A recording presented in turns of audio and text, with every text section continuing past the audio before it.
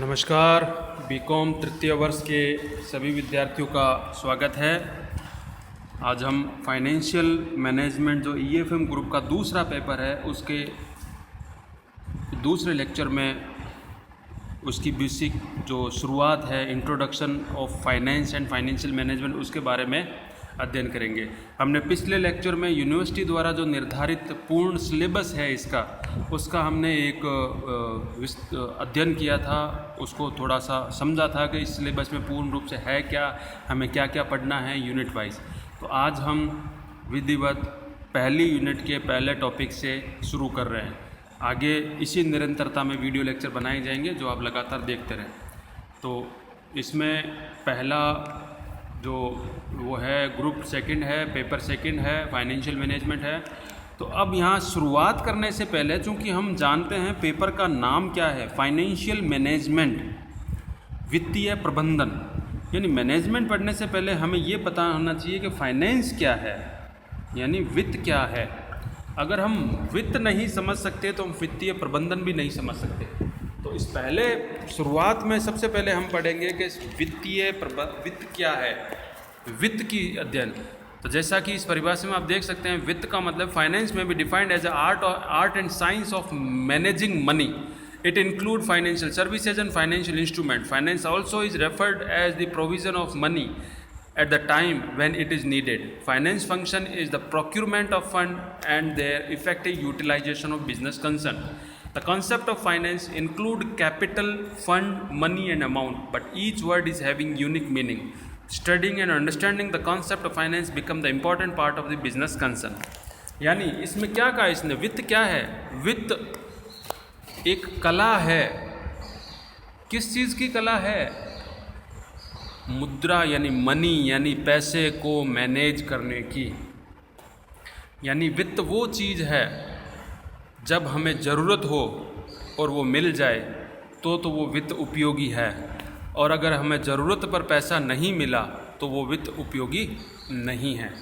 तो वित्त क्या है? जिससे हम कुछ खरीद सकें। वित्त क्या है? जिससे हम बिजनेस चला सकें। वित्त क्या है? जिससे हम वित्तीय सेवाएं वो ले सकें। तो मूल रूप से अगर सामान्य भाषा में बात करें तो वित्त क्या है? वित्त वो है जिससे हम अपने जो व्यक्तिगत और जो बिजनेस की ज़रूरतें हैं वो उसको समय पर पूरी कर सकें। आगे चलते हैं। डेफिनेशन ऑफ फाइनेंस, यानी प्रॉपर फाइनेंस की डेफिनेशन क्या दी है अलग अलग इकोनॉमिस्ट ने। According to F.W. पेश, यानी फाइनेंस में be defined as the position of money at the time it is wanted. यानी क्या कहा इसने कहा मुद्रा फाइनेंस क्या है? फाइनेंस एक ऐसी स्थिति है, किसकी? मुद्रा की, कि वो सही समय पर हमें मिल जाए, उसको उसने वित्त कहा है। दूसरी डेफिनेशन है जॉन एच हैम्पटन की, जिसने कहा the term finance can be defined as the management of the flow of money. क्या कहा उसने? Management of flow of money, मुद्रा के प्रवाह का प्रबंधन, यही फाइनेंस है। क्या? Through an organisation, whether it will be corporation, school, bank, government agency, कहीं से भी हो।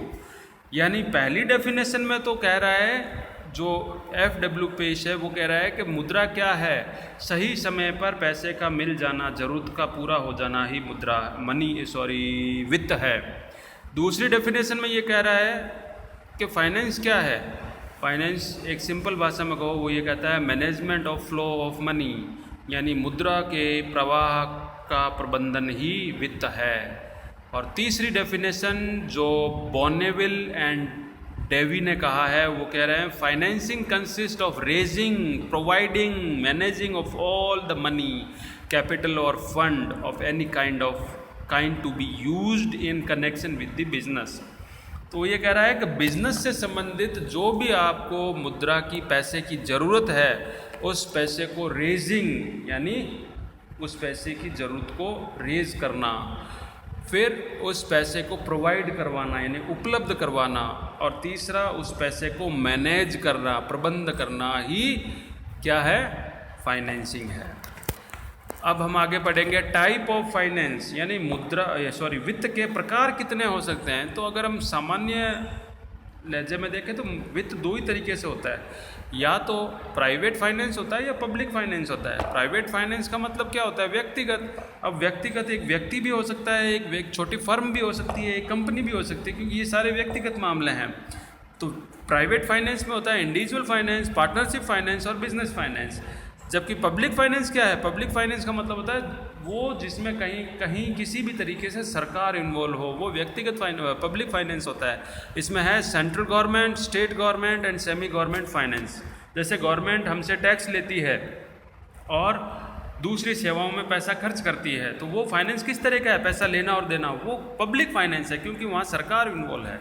और हम अगर अपने बिजनेस में पैसा लगाते हैं या पैसा खर्च करते हैं तो वो कैसा है, वो प्राइवेट फाइनेंस है। अब हम पढ़ते हैं, फाइनेंस तो पढ़ लिया, अब हम पढ़ते हैं फाइनेंशियल मैनेजमेंट।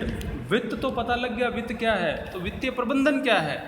तो वित्तीय प्रबंधन में क्या है, वो वित्त की सारी चीज़ें जो प्रबंधन को इन्वॉल्व करती है। यानी प्रबंधन को अगर हम पढ़ेंगे तो प्रबंधन क्या होता है, प्रबंधन होता है किसी चीज़ की प्लानिंग, ऑर्गेनाइजिंग, कोऑर्डिनेटिंग, समराइजिंग और कंट्रोलिंग की एक्टिविटी जो है वही प्रबंधन है। वो किसी पर भी लगा दो, सबसे पहले आप किसी की प्लानिंग करते हो, फिर ऑर्गेनाइजिंग करते हो, फिर स्टाफिंग करते हो, फिर कंट्रोलिंग करते हो, तो ये सब क्या, ये प्रबंधन की टेक्निक है। तो जब हम इन टेक्निक को वित्त पर लगाते हैं तो वो वित्तीय प्रबंधन है। तो पहली डेफिनेशन सोलोमन ने दी है कि it is concern with the efficient use of important economic resources namely capital fund. यानी फाइनेंशियल मैनेजमेंट क्या है, वो है कि वो इकोनॉमिक रिसोर्स जो है, कौन सा, कैपिटल, पूंजी को, उसको तरीके से यूज करना ही फाइनेंशियल मैनेजमेंट है। S.C. कुच्छल ने कहा that financial management deals with procurement of fund and their effective utilization। इसने कहा कि फाइनेंशियल मैनेजमेंट क्या है, प्रोक्योरमेंट ऑफ फंड, यानी फंड यानी धन की उपलब्धि करवाना और फिर उसका इफेक्टिव यूटिलाइजेशन, अच्छे से उसका उपयोग करना ही फाइनेंशियल मैनेजमेंट है। हॉवर्ड एंड ऑप्टन ने कहा financial management as an application of general managerial principle to the area of financial decision making. यानी उसने कहा कुछ नहीं है, फाइनेंशियल मैनेजमेंट क्या है, एक एप्लीकेशन है। किसकी एप्लीकेशन है, जनरल मैनेजरियल प्रिंसिपल की। और किस पर, area of financial decision making, वित्त से संबंधित जो मैं निर्णय लेने हैं उसमें प्रबंधन के सिद्धांत लगाना ही फाइनेंशियल मैनेजमेंट है। मैंने शुरू में बताया मैनेजमेंट के क्या प्रिंसिपल होते हैं, तो उन प्रिंसिपल को जब हम वित्त से संबंधित लगाते हैं तो वो वित्तीय प्रबंधन हो गया। फिर तीसरी डेफिनेशन दी वेस्टर्न एंड ब्रिंगम। इसने कहा financial management is an area of financial decision making harmonising individual motives and enterprise goal. उसने कहा कुछ नहीं है, फाइनेंशियल मैनेजमेंट क्या है, वो क्षेत्र है जिससे वित्तीय निर्णय लिए जाते हैं, किनमें सामंजस्य बिठाने के लिए, एक इंडिविजुअल मोटिव यानी व्यक्तिगत प्रेरणा और एंटरप्राइज गोल यानी फर्म के उद्देश्यों के अंदर। और आखिरी परिभाषा दी जोसेफ मैसी ने। इसने कहा financial management is the operational activity of business that is responsible for obtaining and effective utilisation of fund necessary for efficient operation. यानी इसने भी लगभग वही बात कही। तो मोटे तौर पर अगर हम फाइनेंशियल मैनेजमेंट को डिफाइन करें तो क्या है, फाइनेंशियल मैनेजमेंट कुछ नहीं है, सारे मैनेजमेंट के जो सिद्धांत हैं उनको वित्त पर लगा दो। यानी वित्त की प्लानिंग करना, वित्त को ऑर्गेनाइज करना, वित्त का कंट्रोलिंग करना, वित्त को स्टाफिंग करना और वित्त का नियमन करना, जो भी, यानी वो ये सारा काम फाइनेंशियल मैनेजमेंट में आता है। अब हम इसका पढ़ते हैं स्कोप ऑफ फाइनेंशियल मैनेजमेंट क्या है। Financial management one of the important part of overall management which is directly related to various functional department like personal, marketing and production. Financial management cover a wide area with the multi-dimensional approaches. The following are the important scope of financial management. यानी वो ये बताना चाह रहा है कि financial management क्या है, इसकी ज़रूरत क्यों है और एक किसी फर्म में, किसी कंपनी में इसका महत्व क्या है। तो भाई सीधी सी बात है, बिना पैसे के दुनिया नहीं चलती। अगर आप वित्त ला सकते हो और वित्त खर्च कर सकते हो तो आपकी संस्था चलेगी और लोग काम करेंगे, और अगर वित्त का प्रॉपर प्रबंधन नहीं है तो लोग नहीं आएंगे। आप एक उदाहरण समझो, आप किसी कंपनी में काम कर रहे हो, उस कंपनी में आपको 2-2, 3-3 महीने तक सैलरी नहीं मिलती तो आप क्या करोगे? आप छोड़ दोगे। क्यों? क्योंकि उनका वित्त का प्रबंधन प्रॉपर नहीं है, उनके पास पैसे का सही मैनेजमेंट नहीं है। ठीक है, तो वो ये कहना चाह रहा है कि फाइनेंशियल मैनेजमेंट का स्कोप क्या है? हर जगह है भाई, वित्त के बगैर कुछ नहीं हो सकता, सबके साथ जोड़ो इसको।